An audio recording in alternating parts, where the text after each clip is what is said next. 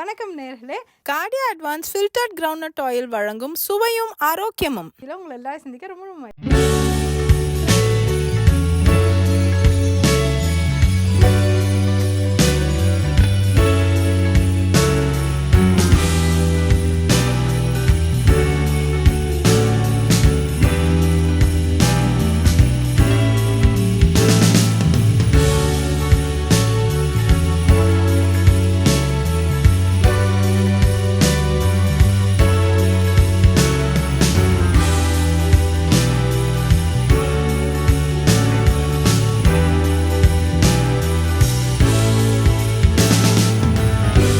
நம்ம பார்க்க போகிறது வெஜிடபிள் வடை.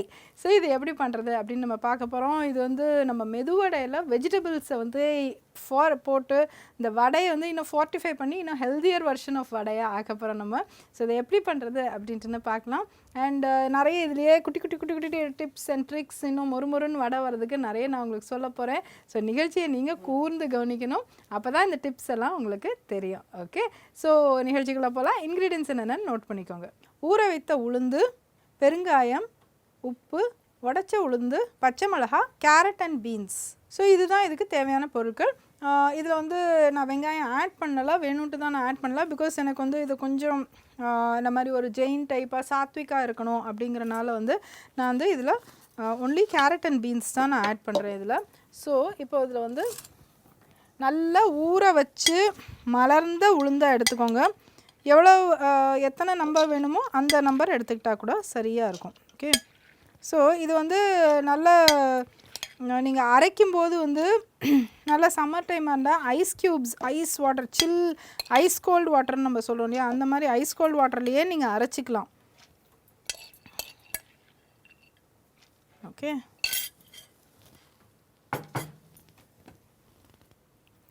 எவ்வளோ திட்டமாக நீங்கள் விட்டுக்கோங்க. சால்ட்,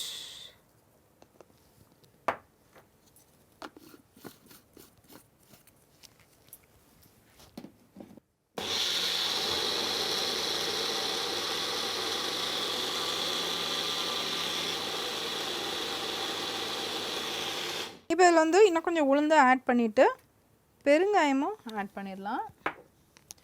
பச்சை மிளகா நான் பீன்ஸும் போடுறதுனால பச்சை மிளகா சேர்த்து நான் அரைச்சிக்க போகிறேன்.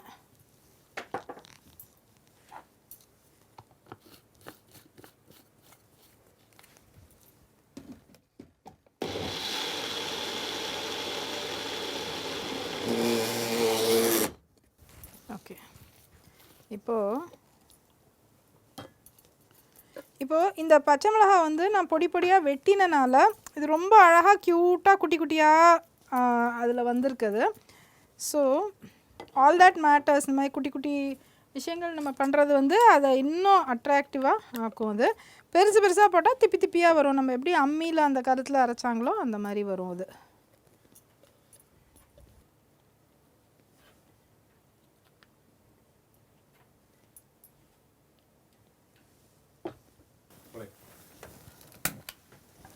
ஓகே,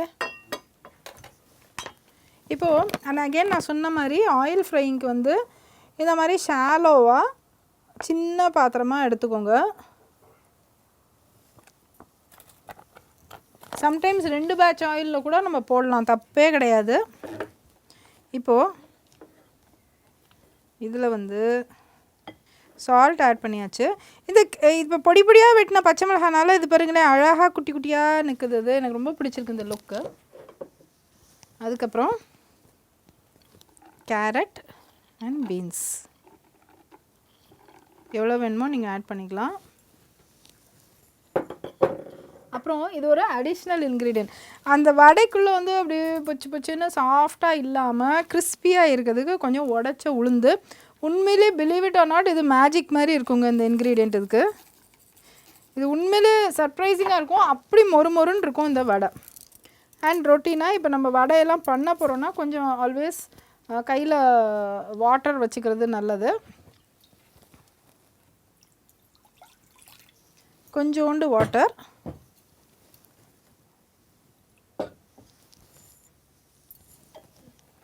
அண்ட் தென் இதை எந்த அளவுக்கு நம்ம இந்த மாதிரி ஒரு கேக் பேட்டர் மாதிரி.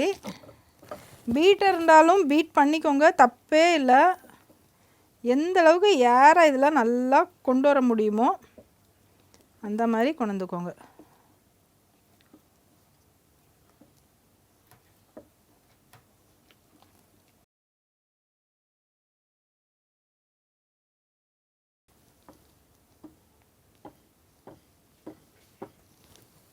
ஈவன் கருவேப்பிலையும் போட்டுக்கலாம், கொத்தமல்லி போட்டுக்கலாம், யுவர் சாய்ஸ். ஓகே, இப்போ ஆயில் நல்லா கொதிக்கி வந்துருச்சு.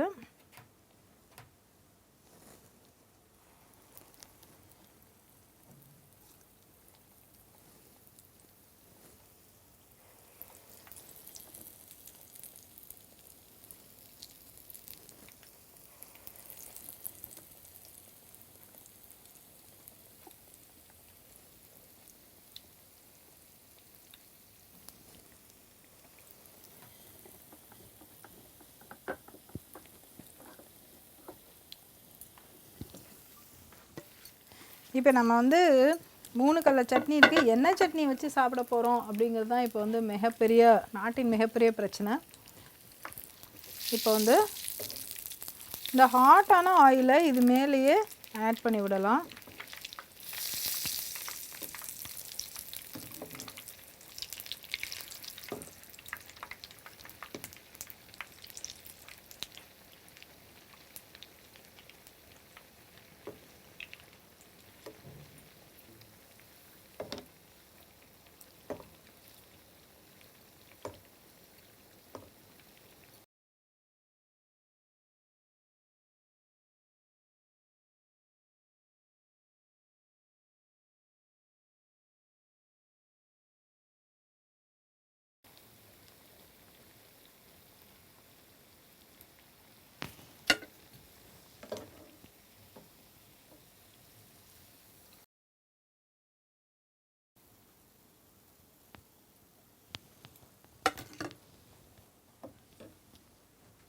ஸோ இப்போ பார்த்தீங்கன்னாக்கா இதுக்கு வந்து நான் இந்த பிளேட்டுக்கு மேட்சிங்காக இருக்குன்ட்டுன்னு இந்த பச்சை சட்னி வச்சு தான் நான் வந்து இந்த வடையை சர்வ் பண்ண போகிறேன். இது ஒன்று ஆக்சுவலாக வந்து ஓட்டை போட்ட வடை இருக்குது, ஓட்டை இல்லாத வடை இருக்குது. ஆனால் எனக்கு இப்படி தான் வடை பிடிக்கும். இது ரொம்ப ரொம்ப டேஸ்டியாக இருக்குங்க.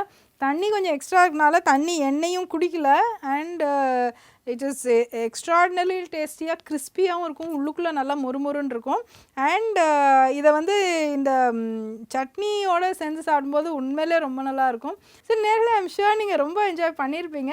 ஸோ அடுத்த பகுதியில் வந்து நம்மளோட பேனல் ஆஃப் நியூட்ரிஷனிஸ்ட் எல்லாம் ஹெல்த் எக்ஸ்பர்ட்ஸ் எல்லோரும் வந்து வடையில் என்னென்ன நியூட்ரிஷன்ஸ் இது இருக்குது, அதை எப்படி எப்படி ஃபோர்ட்டிஃபை பண்ணலாம் அப்படிங்கிறத பற்றி இன்னும் நிறைய கருத்துகள் உங்களோட ஷேர் பண்ண போகிறாங்க. நீங்கள் நிகழ்ச்சியை தொடர்ந்து பாருங்கள். நாங்கள் உங்களை அடுத்த வாரம் மீண்டும் சந்திக்கிறோம். நன்றி, வணக்கம். Till then, see you. Bye. நன்றி, வணக்கம்.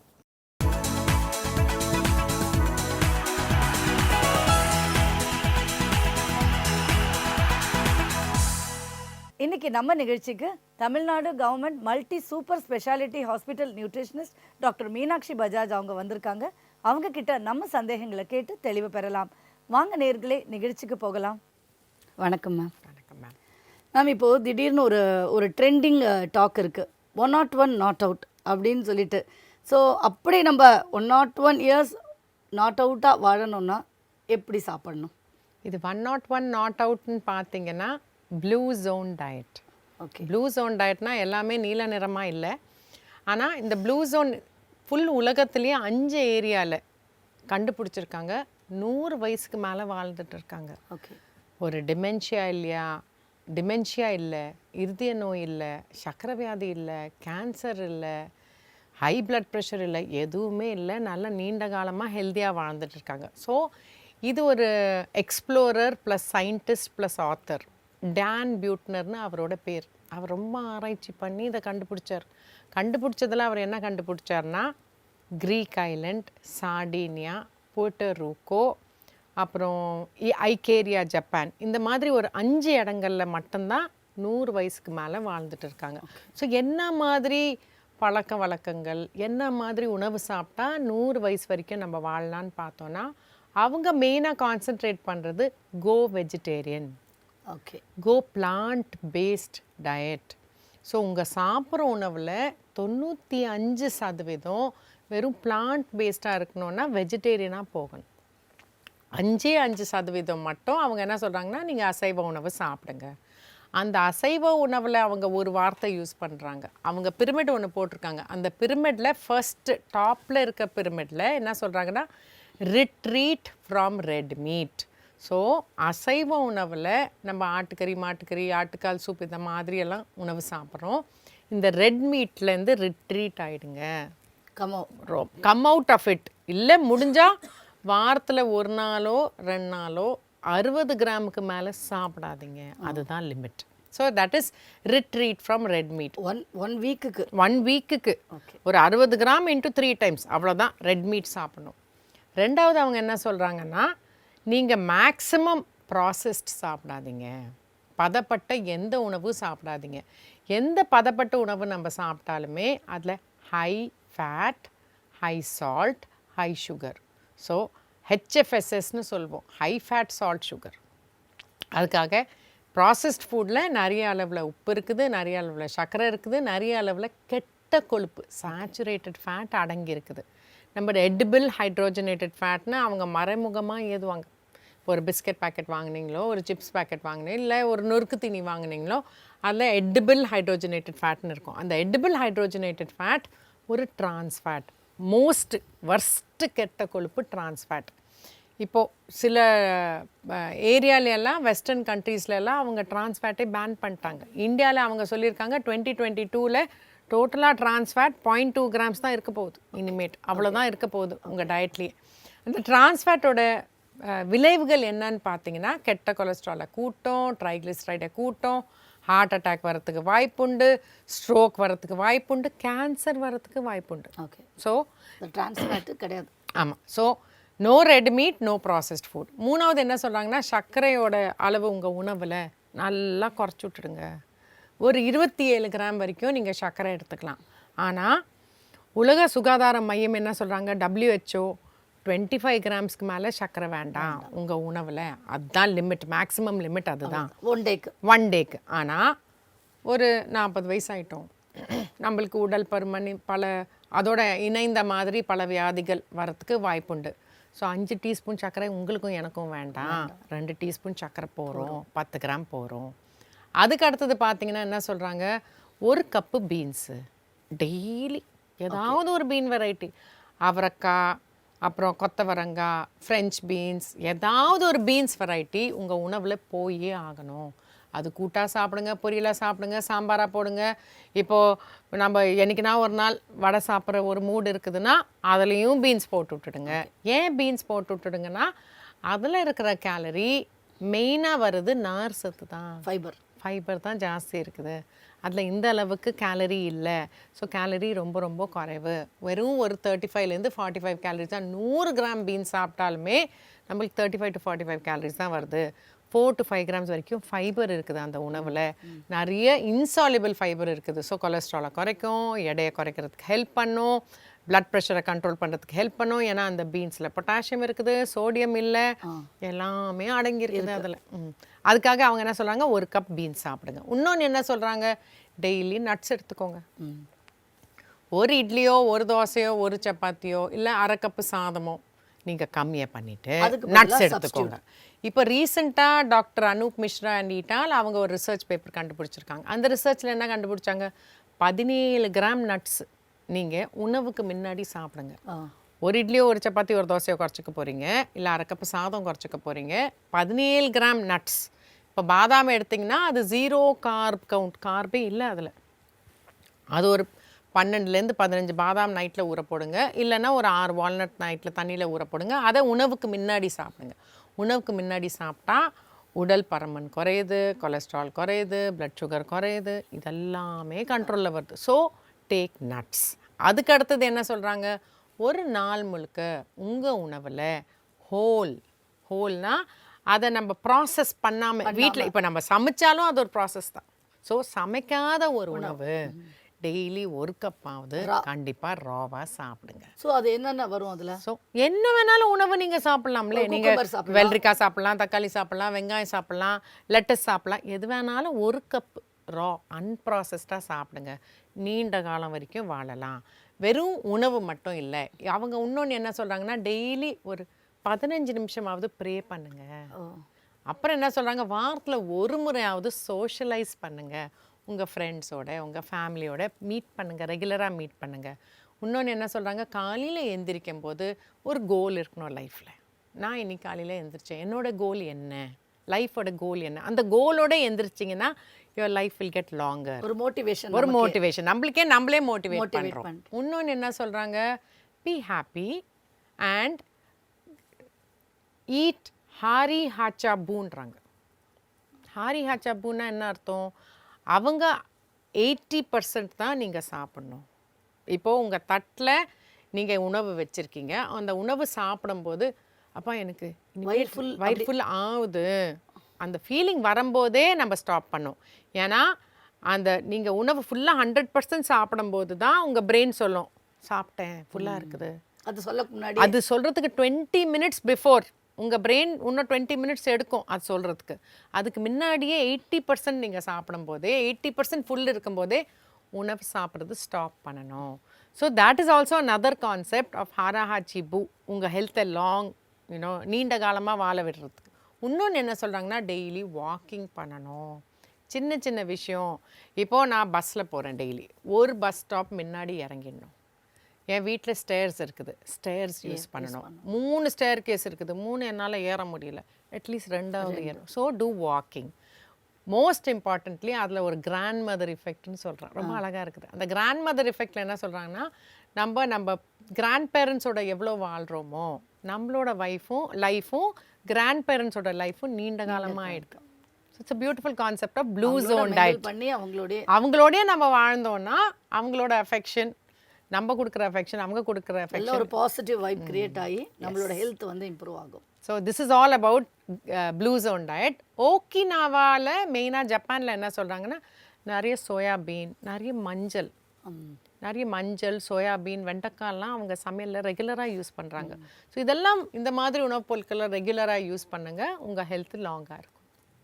ரொம்ப ரொம்ப அழகான. ஸோ இப்போ நம்ம 101 நாட் அவுட்டாக வாழ்வோம். 101 not out if you follow the blue zone diet. நம்ம இந்தியன் டயட்லேயே இந்த உணவை நம்ம மாற்றிக்க போகிறோம். ஆக்சுவலி இப்போ நீங்கள் சொன்னது எல்லாமே நம்ம ஃபாலோ பண்ணிட்டோம். இப்போ இதை நீங்கள் அழகாக அதை நரேட் பண்ணி சொல்லும் போது இன்னும் நம்மளே எம்ஃபசைஸ் ஆகி இருக்கும். இதில் லாஸ்ட் பாயிண்ட் என்னென்னா, தண்ணி குடிக்கணும். தண்ணி நம்ம ரெகுலராக குடிக்கணும். பெவரேஜஸில் fruit juices, Tetra Pak juices, alcohol, red wine நல்லது, ஏன்னா அதில் பாலிஃபினால், ஃப்ளேவனாய்டு இருக்குது. ஆனால் அதுக்காக நம்ம ரெட் வைன் பின்னாடியே சுற்றுறதுக்கு பதிலாக நம்ம தண்ணி குடிக்கணும். ஸோ பாலிஃபினால்ஸ் நம்மளுக்கு க்ரீன் டீலையும் அவைலபிள். நம்ம என்னத்துக்கு நம்ம மில்லட்ஸ்லேயும் நம்மளுக்கு மில்லட் பாரேஜ் சாப்பிட்டோம்னாலுமே நம்மளுக்கு பாலிஃபினால் இருக்குது. அதுக்கு நம்ம ரெட் வைன் குடிக்கணும்னு நெசசிட்டி இல்லை. ஸோ ரொம்ப அழகாக சொன்னீங்க மேம். ரொம்ப அதாவது இது ரொம்ப ஒரு இன்ஸ்பிரேஷனாக இருந்தது நீங்கள் பேசினது. Thank you so much.